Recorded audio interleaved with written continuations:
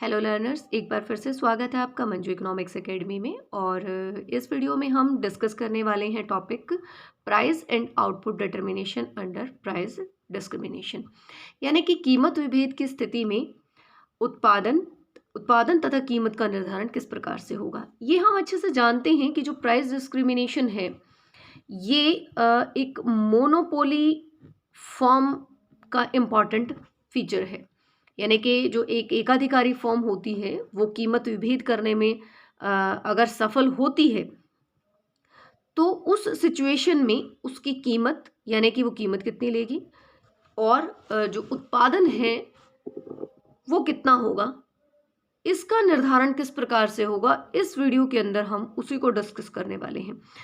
Learners, मैं आपको बताना चाहूँगी कि इससे पहले की वीडियोस के अंदर हम प्राइस डिस्क्रिमिनेशन के बेसिक्स को डिस्कस कर चुके हैं। प्राइस डिस्क्रिमिनेशन क्या होता है, ठीक है, टाइप्स क्या होती हैं प्राइस डिस्क्रिमिनेशन की, और डिग्रीज क्या है प्राइस डिस्क्रिमिनेशन की, प्राइस डिस्क्रिमिनेशन पॉसिबल कब होता है। इन सभी कंसेप्ट्स को हम पहले इससे जो पहले की वीडियो है उसके अंदर डिस्कस कर चुके हैं। तो अगर आप इस टॉपिक को, जो अब इस वीडियो का टॉपिक है, इसको अगर आप समझना चाहते हैं तो आप इस वीडियो को ज़रूर देखें, क्योंकि वहाँ पर इसका बेसिक है। तो चलिए अब करंट टॉपिक के ऊपर बात करते हैं। तो अभी हम बात कर रहे थे कि प्राइस डिस्क्रिमिनेशन कब पॉसिबल होता है। उसके लिए हमने बात की थी दो इम्पॉर्टेंट चीज़, एक सेपरेट मार्केट, ये हम इससे पहले की वीडियो के अंदर डिस्कस कर चुके हैं, ठीक है। दूसरा क्या है, इलास्टिसिटी, डिफरेंस इन इलास्टिसिटी। ये दो इम्पॉर्टेंट जो कंसेप्ट हैं उनको हम इसमें जब डायग्राम से की हेल्प से हम इसको करेंगे तो हम इसको डिस्कस करेंगे। तो ये हमने दो मार्केट्स ली हैं, प्राइस डिस्क्रिमिनेशन है क्योंकि तभी पॉसिबल होगा जब दो सेपरेट मार्केट होंगे। दोनों मार्केट्स के अंदर जो इलास्टिसिटी है डिमांड की, प्राइस इलास्टिसिटी, वो अलग अलग है। तो हम उस बेस कंसेप्ट को ही यहाँ पर यूज़ कर रहे हैं। तो ये हमारी सब मार्केट है ए, जो फॉर्म है वो दो मार्केट्स में अपने प्रोडक्ट को बेच रही है, सब मार्केट ए में और सब मार्केट बी में। और यहाँ पर हम होल, यानी कि कंप्लीट पूरी की पूरी मार्केट, दोनों का जो समेशन है उसको हम यहाँ पर करेंगे। तो अब हम ये एज्यूम कर लेते हैं कि जो मार्केट ए है इसके अंदर जो मांग की लोच है वो कम है। अब मांग की लोच कम है तो जो हमारी रेवेन्यू कर्व हैं वो थोड़े से क्या बनेंगे, स्टीप स्लोप के बनेंगे, यानी कि खड़ी ढलान के बनेंगे। तो ये हो गया ARA, ठीक है, ए मार्केट का एवरेज रेवेन्यू कर्व, ठीक है। और अब यहीं से इसके मिड पॉइंट से होकर के हम क्या निकाल लेंगे, ए मार्केट का मार्जिनल रेवेन्यू कर्व, ये हो गया MRA, ठीक है। फिर ये हमारी बी मार्केट है, बी मार्केट में हम ले रहे हैं जो मांग की लोच है वो अधिक है, ठीक है। अधिक है तो जो ढलान होगी वो कैसी होगी, वो कम ढलान होगी उसकी, इसकी ढलान ज्यादा है, स्टीप है, इसकी क्या होगी, कम होगी। यानी कि जो AR और MR है हमारी वो थोड़े से फ्लैट होंगे, यानी वो थोड़ा सा एक्स एक्सिस से ना वाई एक्सिस से दूर जाते हुए, ये वाई एक्सिस की तरफ झुक रही है, ये वाई एक्सिस से उठते हुए होंगे। दूसरी चीज, ये इस लेवल से शुरू हो रहे हैं, यानी कि इतनी हाई प्राइस पर भी यहाँ पर जो कंज्यूमर्स हैं, कुछ ना कुछ कंज्यूमर्स मिल रहे हैं इस मार्केट में, ठीक है। क्यों, क्योंकि यहाँ पर प्राइस इलास्टिसिटी कम है, यहाँ पर प्राइस इलास्टिसिटी ज़्यादा है, इसलिए इतने हाई प्राइस पर इस लेवल पर यहाँ पर कोई भी कंज्यूमर नहीं होगा। तो हम यहाँ पर जो कर्व है उसको थोड़ा सा नीचे से स्टार्ट करेंगे।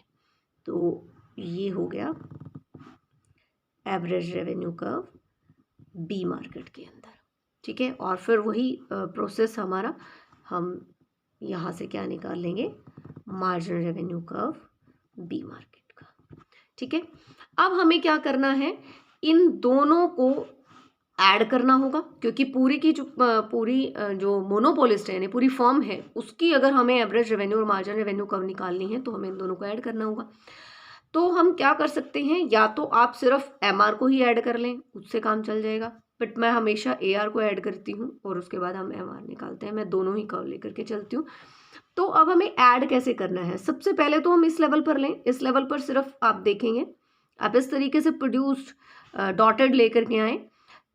इस लेवल पर सबसे पहले उस पर यहाँ से लेकर के और ये वाला जो लेवल है यहाँ तक, ठीक है, इस लेवल तक सिर्फ जो मार्केट ए है वहां पर ही डिमांड है, ठीक है। तो इस लेवल पर यहाँ पर हम यहाँ से लेकर यहाँ तक इसको मेजर करेंगे, ठीक है, और उतना ही जितना ये है उतना यहाँ पर निशान लगा देंगे, क्योंकि यहाँ तक सिर्फ मार्केट ए में ही डिमांड है, मार्केट बी में नहीं है, ठीक है। तो यहाँ तक सिर्फ क्या आएगी, मार्केट ए की ही डिमांड कर्व, पूरी जो फॉर्म है उसकी डिमांड कर्व होगी। अब उसके बाद हम एक दो पॉइंट्स ले लेंगे जहाँ पर दोनों के हैं। तो हमने ये वाला लेवल ले लिया, इस लेवल पर यहाँ पर हल्का हल्का सा हम बस जस्ट हमें एक आइडिया ही चाहिए, तो आप आसानी से स्केल रख करके इसको कर सकते हैं। तो हम क्या करेंगे, यहाँ से लेकर, ध्यान से देखिए लर्नर्स, यहाँ से लेकर यहाँ तक हम इसको मेज़र करेंगे। आप स्केल से मेज़र कर सकते हैं।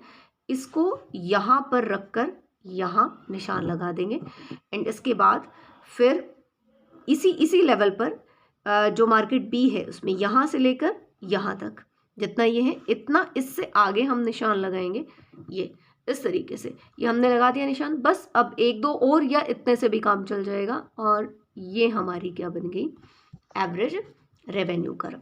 और ये जो एवरेज रेवेन्यू कर्व है हमारी, ये क्या है, A प्लस B, यानी दोनों की मिला करके, मतलब पूरी की पूरी फॉर्म की। बस अब मार्जिन रेवेन्यू के लिए हमें फिर से ऐड करने की ज़रूरत नहीं है, वो तो हमारा क्या होगा, इसके मिड पॉइंट से ही हमें निकालना होता है। ऑलवेज वही एक हमारा तरीका होता है और हम उसी तरीके से इसको कर लेंगे।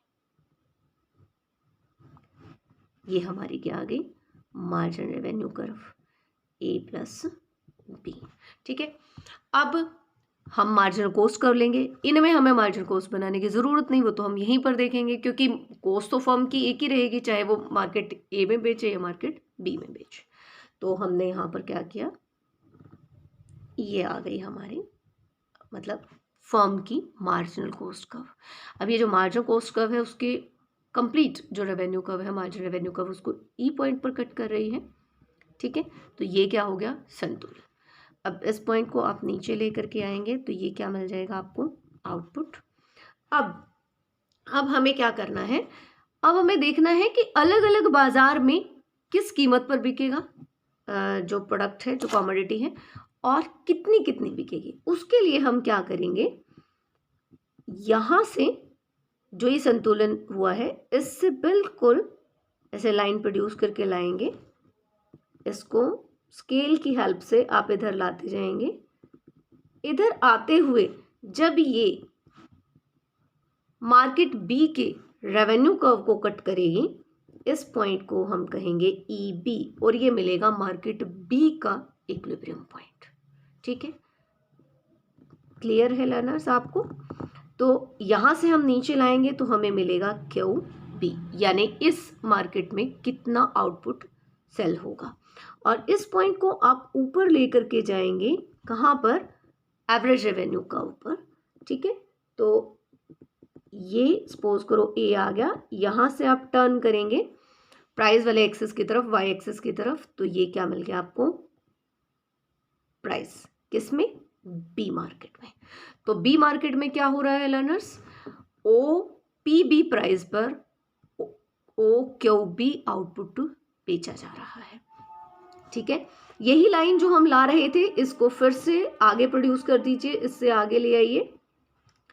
अब इसको लाते जाएंगे इस तरीके से, ये आगे आते आते जहां पर मार्केट ए के रेवेन्यू कर्व को कट करेगा, मार्जिनल रेवेन्यू कर्व को, वहां मिल जाएगा हमें संतुलन बिंदु ए मार्केट का संतुलन बिंदु मिल गया।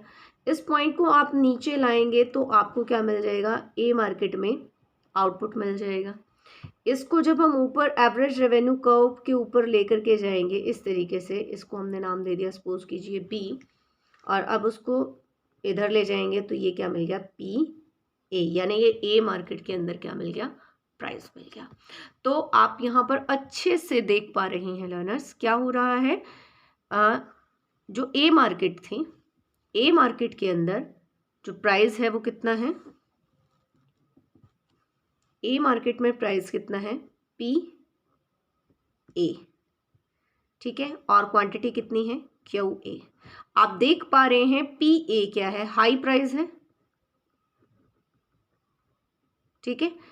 आप क्लियर कट कंपैरिजन कर पा रहे हैं, ये इतना है प्राइस और ये इतना है, क्योंकि स्केल तो हमारा मेजरमेंट का दोनों जगह पर, तीनों जगह पर सेम ही है, ठीक है। पैरेलल एक्सिस पर स्केल मेजरमेंट का सेम रहता है, तो ये प्राइस ज़्यादा है, ये कम है। तो क्लियर है जहां पर इलास्टिसिटी कम थी वहां पर प्राइस ज़्यादा है, क्वांटिटी कम है, ठीक है।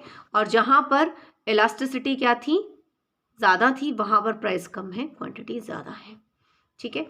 तो और मार्केट बी के अंदर कितना है, ओ जो प्राइस है वो पी बी है, और क्वांटिटी कितनी सेल की जा रही है, क्यू बी, जो क्या है, एक लो प्राइस है, ठीक है।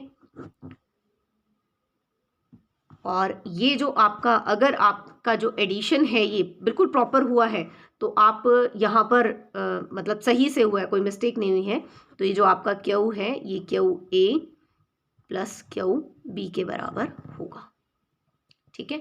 थोड़ा बहुत इधर उधर हो सकता है अगर मेजरमेंट लेने में हमसे कुछ मिस्टेक हुई है, अदरवाइज ये बिल्कुल बराबर आएगा। तो हम अच्छे से समझ गए यहाँ पर जो हमने बात पहले कही थी कि जब संतुलन होगा, जब मोनोपोली फर्म प्राइस डिस्क्रिमिनेशन करेगी, तो एक लेस इलास्टिक मार्केट के अंदर जो प्राइस है वो हाई होगा, और मोर इलास्टिक मार्केट के अंदर प्राइस लो होगा। तो इस वीडियो के लिए इतना ही। आई होप आपको ये समझ में आया होगा। अगर आपके कुछ डाउट्स हैं इस टॉपिक को लेकर के, तो आप मुझे कमेंट सेक्शन के अंदर कमेंट कर सकते हैं, मुझे बिल्कुल अच्छा लगेगा। आप कोई और टॉपिक इससे रिलेटेड समझना चाहते हैं, वो भी आप कमेंट सेक्शन के अंदर मेंशन कर सकते हैं। Thank you so much. That's all for this video. God bless you all.